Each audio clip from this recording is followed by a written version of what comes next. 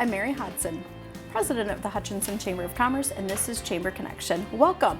It's been a couple months since I've been here, so this is the 58th take, just in case you're wondering. I'm glad that you were able to join us today, and with me, I have a very special guest. He wasn't able to join us for our last show because he has work to do. Go figure.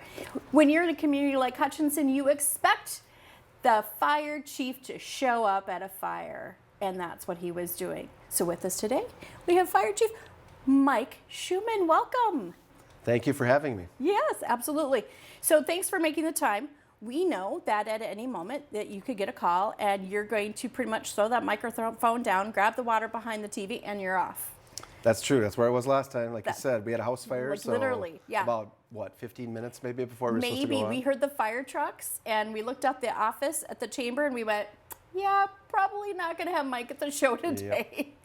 Yep. So thank you for making the time because you do have other things that you can be doing, but right now there are no emergencies that you are relegating to somebody else. Correct. So one of the reasons we started this series and we had Tom, police chief, on, and now you, is because of safety with businesses. We know that we've had a couple of fires in businesses recently, and we want to talk to people about how to limit the amount of damage there might be, because we talked a little bit earlier and we talked about you can't take apart all your walls to find out if all your electrical is safe, right?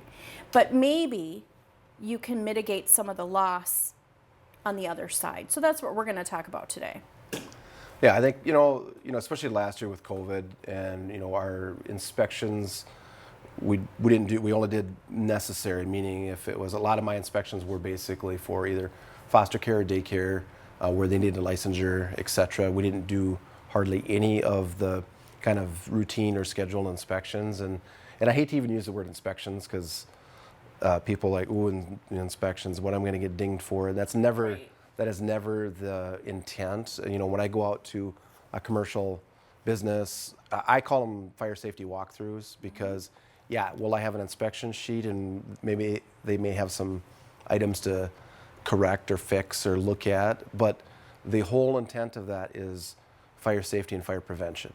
What can we do on the front end to mitigate some potential fires or potential losses or safety hazards, et cetera. So now that things are getting back to closer to normal, I like to use the word normal. The new normal? The new normal. Yeah. We will be hitting those hard again and get back onto a regular pace with that. So if you're a business owner, expect to we'll be knocking on doors here soon to get back in with those fire safety walkthroughs. So, which is a great way, like you said, on the front end, because I think that one of the things that I want to remind people, I always tell somebody if they're new to a business or they're a new employee or they're new to whatever it might be, you have fresh eyes on that.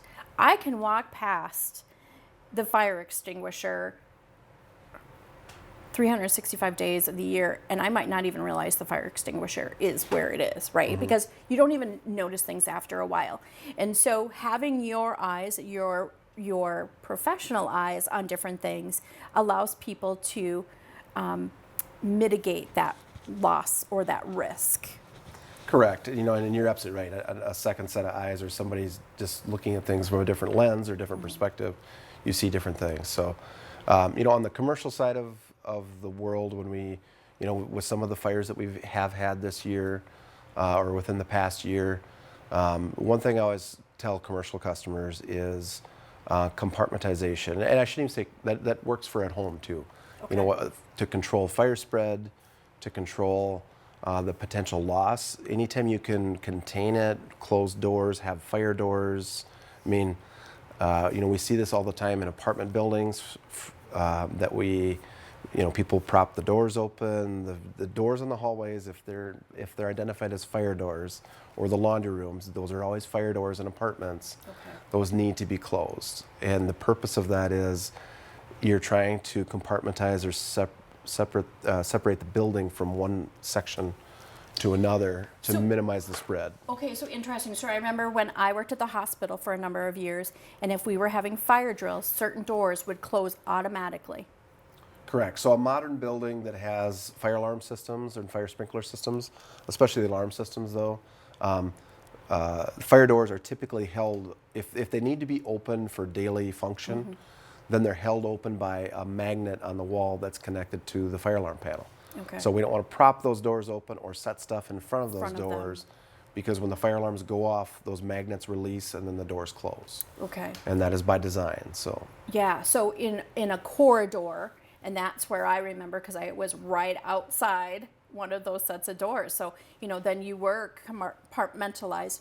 So let's talk about that for a little bit. So when you talk about doors, a bedroom door, an office door, I work in a historic building. Are you saying that it would be beneficial to us to close our conference room doors, our back kind of kitchenette storage door, my office door at night when we leave? absolutely. Okay. Anything you can do, let's talk residential for just a minute. Sure. When we do fire safety and fire prevention with kids and families, today's homes, the construction methods that are used, everybody wants open concept. And I want no doors, no window, no walls, no separation. Everything needs to be wide open. Okay, that's fine. I like it too. It looks nice. But when it comes to fire, you want to compartmentize things. So especially doors that separate floors, first floor, second floor, basement. Okay. Those should be closed more often than not, especially at night when you go to bed. And then bedroom doors. I always tell a joke or give a little levity when I'm talking to my groups because I got 4 boys. My oldest one is in college. Oh boy. I know. Yeah. My youngest is in 4th grade, and they go through that cycle when they're little. Like my youngest one, he still wants the door open, the nightlight on. And then they hit the teenage years, and then the doors are closed and padlocked, and the dresser's pushed in front of it because they don't want you in the room, right? It's easier to get out the window that way. Exactly. Yeah. But in reality, the teenager has it right from the perspective of close the door. At night when you go to sleep, close the door.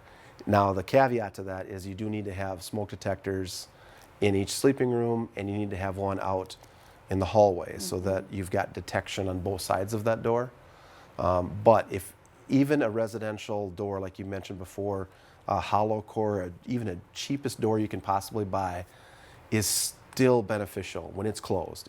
You'd be amazed on how much fire and smoke that will stop. So I think I saw a video somewhere, online, of course, I'm sure, and it was showing what happens inside a house when the door is closed and when the door is open, and how quickly heat rises. It looked like the fire just like jumped right past that door opening. Jam? I don't know. The top of the door, right? header. Right, thank you. And just went right into that other room. Yeah. Where it took much longer when the door was closed and it didn't have a way to just jump really easily and take more air. Yeah, the simple science on fire is it burns up, out, and down. So as it builds up and as the growth happens and the smoke starts collecting, it goes out to the walls and then it starts coming back down. And as soon as it can go out again, it goes out again. So if that door is closed, it's got to kind of burn all the way back down to the floor before it can potentially burn through a door or a window, something like that. So yeah, again, a cheap door, you'd be surprised at how much fire and smoke that will stop. Okay. One of the things that we talked about, I was talking with one of our chamber members, and he talked about the fact that because he always closed his office door and his computer was not sitting on the floor, that saved him his paperwork and his files in his office. It wasn't that not everything had to be replaced anyway because of soot and things like that, and we should talk about that. But papers in his office and some of the computer stuff was able to be salvaged. Well, when you look at a commercial structure, typically it's one level, and most of the times it's a concrete floor. And you've got more than likely no floor drains or anything like that. So when either the fire sprinklers go off or we show up and we put water on it, there's going to be water on the floor. So anything that's on the floor or in contact with the floor is probably going to have water damage, and especially if it's sensitive electronics or machines that have, most of the machines in the manufacturing world are computer run. So there's computers. Where are they? Are they up on the machine, or are they sitting on the floor? So I thought this was really interesting because I've been in a lot of businesses, in a lot of offices, and a lot of times if they still have a CPU, that's a box that holds the computer, not the monitor. Monitors are up on the desk, but that CPU or other parts of that many times are on the floor just for space on a desk. And that's what really struck me in talking to one business owner in particular, was that never crossed my mind because it's not eyes and a different lens to look through for me. And so I thought that was really interesting that alone could really save a business or a homeowner. Well, and it's not a fire safety item because it's not going to, realistically, it's probably not going to start on fire. It's not going to cause the fire. However, its location, because of things that come with the fire, the water, the salvage and overhaul that we do, etc., anything you can get up off the floor, even an inch or two, makes a big difference. So. Yeah, I thought that was a really good point to share with people because we don't think about it that way. And as I told you earlier, there's so many things that can start a fire that we just have no knowledge about because you can't see inside walls. You can't see, accidents happen. Yes. And so if we can mitigate some of that potential damage down the road, think about what we all keep on our computers. Just think about it. When you're a business owner or if you're at home, and I think about the things that I have on my computer and that they are important documents, you know what I mean? The things that you're just like, oh, I'll just put it on the computer because it's easy to keep it electronically. Right. It's safe there. Well, when we show up for a fire call to a commercial customer, if it's one of those calls where it looks like, okay, there's gonna be significant damage, we're gonna be here for a while. Our immediate steps are for extinguishment, obviously. However, followed very closely behind that is a conversation with the property owner or the business owner, saying, what is the most important thing that we can get out of there right now? And 90% of the time, it's either computers or files. So if you look at it from that perspective, your files and your businesses, your computers and your businesses, where are they located at? Are they in fireproof safes or fireproof file cabinets? Mm-hmm. Are they in rooms that have doors that can be closed for separation? If your building started on fire right now today, what are the things that you got to have? What do you got to have? You can live without your desk and the chair, and what do you have to have? Right. To be able to run your business the next day. Correct. Because that's what I think. I remember there was a fire a couple years ago, and they just said, we just had no idea how much we were not prepared for an emergency. And so we started talking with businesses, and I think it's good for homeowners as well to have an emergency plan. What happens if there's a tornado, a fire, a vehicle comes crashing through the window because you're on Main Street at the corner of a really busy intersection? Just saying. Has it happened to you? No, not yet. Not yet. We've had a couple of really. We've had some cars and buildings. So. I've had some staff in the past go, whoa, like almost as if they feel it coming. So I want to make sure that people are just thinking about that and thinking about what would I do. I'm just going to point in there that it's also good for a business or for a homeowner to have some backup plan for those electronic files. So I think that that's really important to that. Now let's talk about fire drills, fire plans. What should a business be considering for a fire drill or for training employees or in getting information to their employees? What would you do? Because some buildings, and I hope that they have some kind of plan, are very large, but some are also very small. But in that chaos of, oh my gosh, there's, whatever's happening, I don't think that you are always able to think clearly. So to me, it makes sense that we think about it ahead of time. Correct, because in the moment your brain shuts off and it goes back to muscle memory. What did you do last time this happened? And if you've never had a fire drill, there's no last time. So this is the first time. So from that perspective, yes, fire drills are important. Schools are required to do them. Healthcare facilities do them Yep. as required. Most of the businesses around here, at least that I'm aware of, are pretty proactive with that. But it's for a couple purposes. It's one, to know what to do in that situation. If you're a manufacturing facility and you've got equipment running, is there stuff that has to be shut down quickly to either save the equipment or not cause further problem? And then staff, where do they meet? Where do they go? Are there customers in the building? That's another piece of it. One of the first things when we show up, no matter what kind of a fire it is, commercial or residential, our questions are, where's the fire at, or how did it start? Is everybody out? So if you've got a business that has a lot of customers in it, is everybody out? Do you know? How many customers do you think are in the building right now? And that's kind of a tough one sometimes if you've got Right. a high occupancy building. In my head, Mike, I'm literally thinking about a couple of businesses in town when you say high occupancy, and I go, oh my gosh, how would we could take any retail place. How do you know every aisle has been cleared, and how, you got to have a plan to know that. But then I also think of smaller offices like ours. We might have 2 or 3 employees, but if we've not had a conversation and somebody goes out one door and somebody goes out another, and you're asking, is everybody out? They're like, well, Mary was just here. I don't know where Mary is. Right.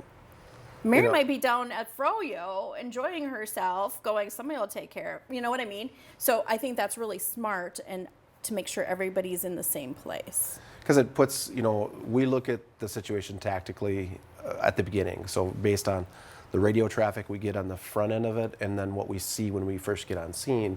And it drastically changes what we're going to do and what level of danger we put ourselves in. Are we saving property? We back off a little bit, and we have very controlled tactics for that. Are we looking for somebody? Are we trying to save a life? Are we trying to save a life? Then it's a whole different game, and we take a lot more risk for that purpose. So if we don't have to take that risk, it's good to know that on the front end that yes, everybody's out, Right. and we're only looking at fire containment, fire extinguishment. What would you say is the one thing that you see in a business that might be a daily risk that people just don't know or think about? We covered a bunch of those already. If you had to tell them, if you had businesses one thing, because you say it every single day. The keep the building safety features functioning and in service, whether it's fire alarms, sprinkler systems, fire extinguishers. Make sure your people know where they're at, how to use them. If the fire alarms go off, is there kind of a normal sequence of events where, hey, this typically has been causing problems, this machine, this activity, any of that Sure. detailed information that's going to help, the business owner, the property owner, themselves, and us when we show up. So I think of lockout tagout, which where you take a piece of equipment, you tag it, you lock it so it can't be used, you tag it and tell somebody what's wrong with it, so you don't create more emergency situations for bodily harm or harm to the building, right? But also, it's not enough to say I have a fire extinguisher, right? Because every year we have somebody comes in, makes sure that our fire extinguisher is still in, hasn't expired. Working order, yes. Because we don't use it every day, right? Thankfully. Are they one and done? Most commercial ones, no. Most commercial ones are serviceable. Okay. So almost everything you see in a commercial setting is a serviceable fire extinguisher, so they can be used, recharged, etc. So if you've got one at home, you need to make sure that it's in working order. If you're in a small business, you go, yeah, we've got one in the back closet. Maybe you want to pull it out a little bit. Maybe you want to make sure that it is in working order. That, to me, is important. Yeah. So from a business perspective, it is required that you have them based on the square footage of the building. There's requirements for that, but typically, minimally, it's by the exits for sure. And they need to be serviced once a year. Yep. And then I will also throw out a caveat that we do fire extinguisher training for any business, anytime. Just ask. It's free. I show up. We've got a fire extinguisher trainer that's 100% electronic. Works. You can do it right in the office. We can do it in any situation. It's a real high-tech machine that we purchased with a joint effort with 3M. Nice. So again, call the fire station, say you want me to come out and do a fire extinguisher demo. Pass. Pull the pin. Yes. Aim. Yes. Squeeze. Sweep. Nice. We didn't even talk about that. I'm impressed. Thank you. We did not. However, I did work for Hutchinson Health for several years, and I had to take that annual refresher, and I don't think I'll ever forget that because they made it super easy. So I know that if I were in that situation, I would go pass, pass, P, pull the pin. After that, I'm not so sure. Yeah, but well, that's a start. Right? When would you say, if somebody had a small fire in their business or their home, when did they call the fire department? When did they use their fire extinguisher? Let's just chat about that. So fire extinguisher by design, they are for incipient fires only. So at the very beginning. So at if the you can- very beginning of that fire. Yeah. And I always, usually during fire extinguisher class that I'm teaching, at some point I'll say, okay, now let's just scenario here. I'll show them some pictures, and maybe it's a garbage can on fire. Can you put that out with an extinguisher? In most cases, yes. Maybe it's an electric motor or an equipment malfunction, and something is hot and smoldering. Can you put that out with an extinguisher? In most cases, yes. If you show up to work at 7 o'clock in the morning and there's smoke pouring out the windows and flames coming out, don't go run in the building and try to put it out with an extinguisher. Stay in the parking lot. So Right. that's kind of the analogy. Maybe we're call trying to use. 911. Maybe call 911. yeah. Maybe call 911. So call 911 obviously as quickly as you possibly can. However, I will say if you're standing right there when something happens, maybe you're again in a factory setting and you're next to a piece of machinery and something happens, most businesses have some type of protocol to activate the alarm. Follow that obviously, but if you can have the ability to quickly put it out or attempt to put it out, do that, then and if call. not, get the heck out Yeah. and go to your meeting spot. Yep. And the other thing I'll say too is even if it's been something very minor, and you're like, geez, dude, is the fire department, should we call them? Should we not call them? If you're asking the question, call us. And we have a varied level of response that we'll do based off of the information. I mean, just so everybody knows, we have a fire officer on call 24/7 as well as the department, but it's frequent. We do about 500 calls a year, give or take, and that's There's only 365 days in a year, correct. and you're doing more than one a day on average. Correct.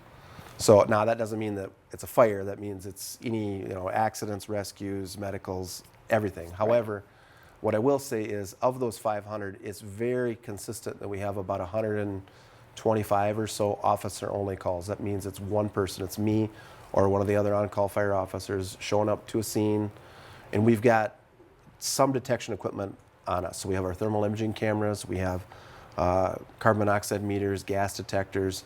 So if you've got hey, the alarms went off, there's no fire, we don't think anything's going on, can you just come and help and look? And that's how we start then. So it'll be one of us showing up. It won't be all the lights and the neighbors looking out the windows figuring out what's going on. People aren't quick, let me download or open up my scanner app, right? Right. Yeah, okay. But we're obviously, that's a core function of what we do. So, and that also helps us too, because it keeps our firefighters at their jobs, at their family events, whatever, and we don't pull them away another 125 times. Right. I remember a Leadership Institute class, and I remember that one of your firefighters was in that class, and his pager went off, and it was amazing to me how quickly that person left the building. And unfortunately, I think you go downtown, you get on a truck, and then you go to the fire, because it was literally like half a block from where we were at the time. So, we're gawking out the window, but we're not chasing you down. But, to see somebody come back like that and feel like, I just witnessed a hero working, right? That's pretty cool. When it's always, sometimes I'll be at City Hall at a meeting or something, and we'll get a call, and by the time I get out of City Hall, get to my vehicle, talk on the radio for a second, and I pull out of the parking lot, and I glance down, there's already 1 or 2 vehicles pulling in. The guys are, it's crazy. We get a truck out the door in usually 4.5 minutes. So that's Wow. leaving work, leaving home, driving to the station, getting dressed, getting on the truck, and getting it out the door about 4.5, 5 minutes. Yeah, but you get to jump in pants and just. True. If I did that every day, You'd be fast, huh? I would be able to get so much more done in the day. Okay, a couple of other questions for you before we wrap up. How many people do you have that are on the fire department? So we Is that are the right question? Do Yeah. you have volunteers? You have paid on staff? call. Everything. So I'm the only full-time person. Everybody else is paid on call, so they Okay. get paid for when they come to calls, training, other events. There's still a volunteer aspect of it. There's still a lot of stuff we do Okay. that is totally volunteer. We're fully staffed at 30, Wow. and we typically, this year specifically, we knew we've got several retirements that are coming. So the last time we did a hiring, last fall, we hired a little heavy, so we're at 34 right now, because we know we got a couple of retirements And coming. it gives you so- time to do a little bit of training and get some experience under people's belts. Well, it takes them, there's a full 4 or 5 months of training, 2 nights a week off-site, and then Okay. responding to calls, and it's usually like a 4-hour night, 2 nights a week, 4 hours each night for 4 or 5 months, and then a few Saturdays thrown in there too, just for fun. Wow, just And for then- fun. Yeah, and then when they're done with that, so that whole first year, we say the whole first year is just going to be training and more training, and then so it takes a good year to get somebody up to speed enough to where we can get them on a truck and get some level of work out of them. Sure. So If someone wants to talk to you about what they can do, what's a good way to get a hold of you? you can go through the city's website under the fire department tab. There's a contact me section there. Okay. That's an easy way, and then also just call the fire station, Not 911. not 911. Please use 911 for emergency purposes only. Every time. I just always feel compelled to say, please do not call 911 if you want to know the time that the Twins play. They're Right? playing right now. Are they? Good to They know. are, I have a friend who's worked in 911 for many years, and they get the same kind of calls that we get at the chamber. That apparently lots of different businesses, the city, maybe you get them, the police department certainly does. Let's not use 911 and tie that up for a real emergency, but there are real numbers, and we can get that put on the screen as well for everyone today. And again, you could go to the City of Hutchinson website, and there is a fire department tab. Yep. You can also go on to explorehutchinson.com and do Hutchinson Fire. Guess what? That number pops up there too. Perfect. Mike, thank you so much. Thank you for having me. It's been good. I hope that you have been able to learn something today that you didn't know before, hopefully to make your home or your business, or maybe your neighbor's home or business safer. It's always good to share the knowledge that you've got. Thank you very much for joining the Chamber Connection, and we will see you next month.